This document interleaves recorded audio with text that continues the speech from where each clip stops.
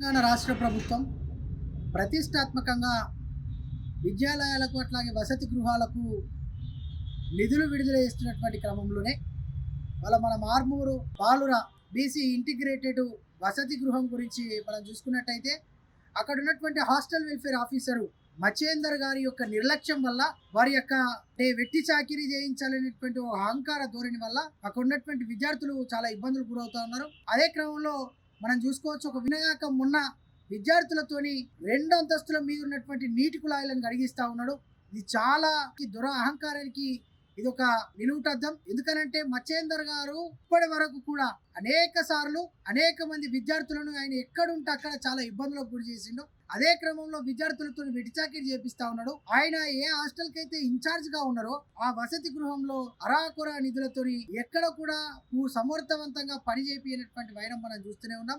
Hostel కి సంబంధించినటువంటి lightings కానీ అట్లాగే వాష్రూమ్స్ కానీ అంటే మిగతా అదర్ ఆఫీస్ ఎక్స్పెన్సెస్ తోని చేపియాల్సినటువంటి ఏ పనులను కూడా చేపియకుండా ఇలా విద్యార్థులతో పని చేయించుకున్నటువంటి వైరం మనం చూస్తూనే ఉన్నాం. వారిని పనిచేయమని గతంలో మేము అడిగినప్పుడు కూడా మీరు ఇట్లా చేయొద్దు అని చెప్పినప్పుడు కూడా నేను టిఎన్జిఓస్ లో సభ్యుడిని అట్లాగే జిల్లా నాయకుడిని వార్డెన్ల సంఘం జిల్లా అధ్యక్షుడిని అని చెప్పి ప్రగల్భాలు పలికిరు. ఇప్పుడు వార్డెన్ల సంఘం రాష్ట్ర కార్యదర్శిని అని చెప్పి వీరు సరిగ్గా డ్యూటీలకు వెళ్లకుండా ఏదో నామమాత్రంగా డ్యూటీ చేస్తూ ఇతర వార్డెన్ల మీద బాధ్యతలపై బయట తిరుగుతా ఉన్నారు.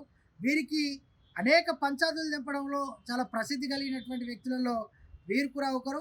గవర్నమెంట్ సొమ్ము తీసుకుంటూ గవర్నమెంట్ పని చేయకుండా బయట పని చేస్తానని చెప్పి కూడా అనేక సార్లు ప్రలోభాలు కలిగినటువంటి వ్యక్తి.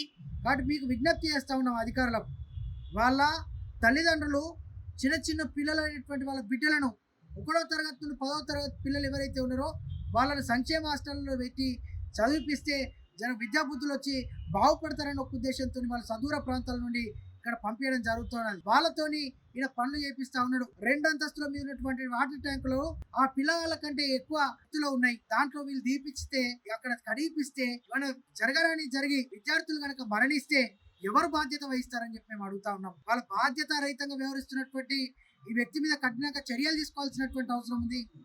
ఎందుకనంటే వాళ్ళ ప్రభుత్వ రాష్ట్రంలో చూసినట్టయితే గురుకులాల నుండి వసతి గృహాల వరకు 107 మంది విద్యార్థులు చనిపోయారు. మొన్నటికి మొన్న పోచంపాడులో ఓ అమ్మాయి చనిపోయింది.